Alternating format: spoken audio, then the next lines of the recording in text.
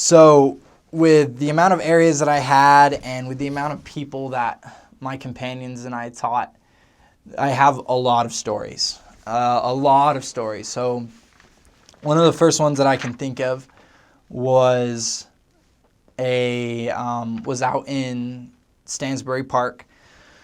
So I was follow-up training. So when you first go out there, you have 12 weeks of training, and it's called 12 weeks. And so the first 6 weeks, you're with your trainer, and the second six weeks, you might still be with your first companion, or you could get transferred.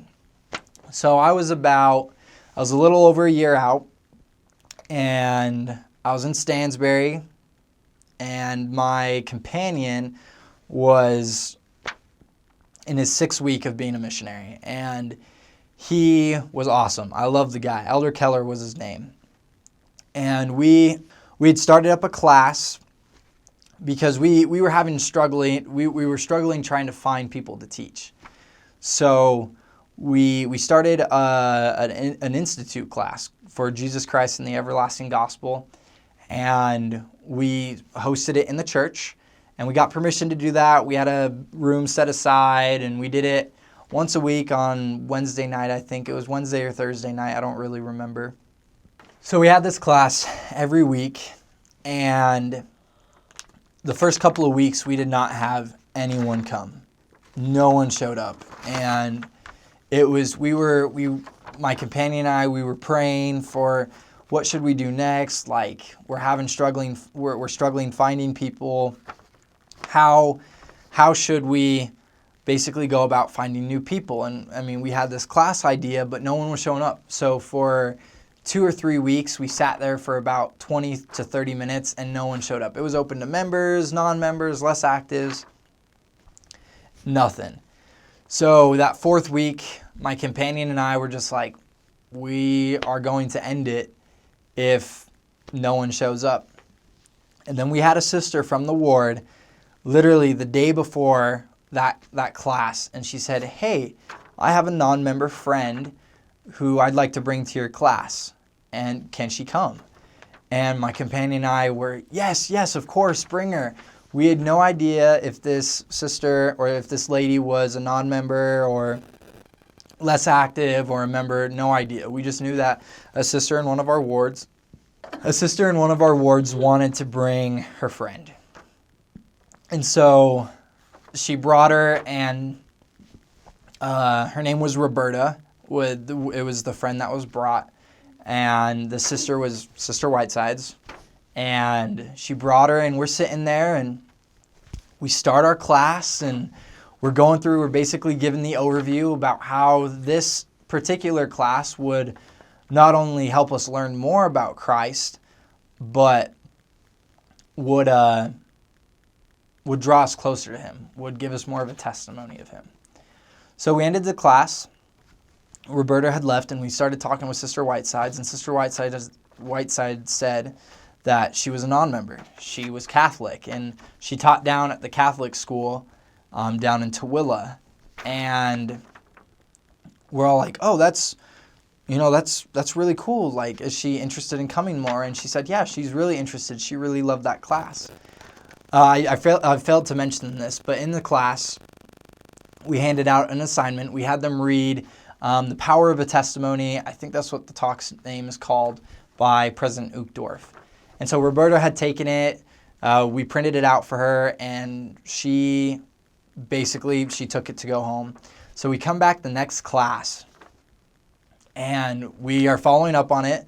Again, it's just Sister Whitesides and Roberta, and we're talking about about the talk, and Roberta was just like, this was amazing. Like, I want that kind of testimony that she said Uchtdorf is talking about. I want to know that is that is my Savior.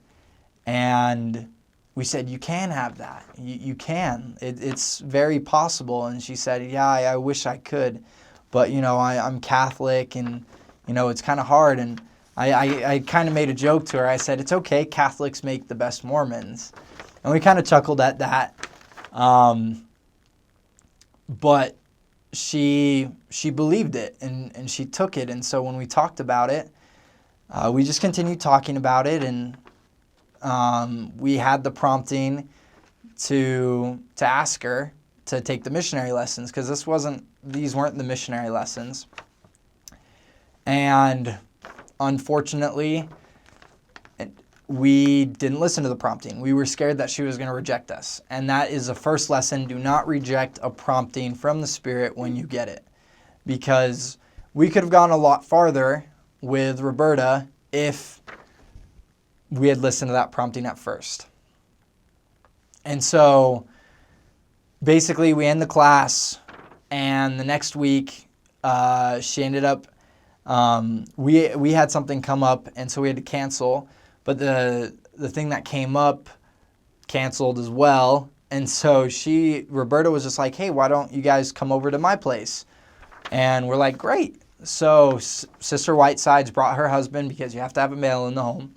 So Sister Whitesides brought her husband into Roberta's home, and we went over there, and we were going to continue the Jesus Christ and the Everlasting Gospel. And then that prompting came again to ask her about the missionary lessons. And at this time I was like, okay, I'm not denying it this time. And so we asked Roberta, will you be willing to take the missionary lessons with us? And she said, yes, I've been waiting for you to ask me. And I was like, man, I should have listened the first time. And so we started teaching Roberta the missionary lessons. And she was so humble to receive everything from the Spirit. She was so ready to receive all the answers that she had been praying for.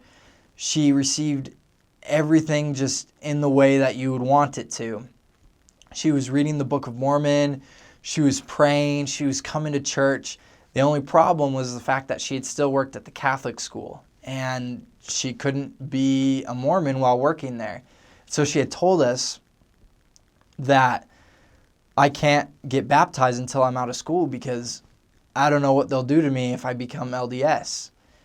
And we said, yeah, you might want to wait till after school, but honestly, the Lord is going to take care of everything. And this was in December. So she still had about 5 months or so before school ended. And we were just trust in the Lord and everything will be okay. She ended up getting baptized about a month later, and they ended up letting her finish her job out. And it was just amazing. And now she, after post-mission, now she's gone through the temple. She got her endowments. She was sealed to her deceased husband, and she is as strong as she'll ever be. And it was just an amazing story to see that. And I love that. And I was out in Stansbury, and it's such a wonderful area out there. People are so humble. People are so ready to receive the gospel, but you'll find those people anywhere. It was just in that area at that time, people were ready to receive my companion and I.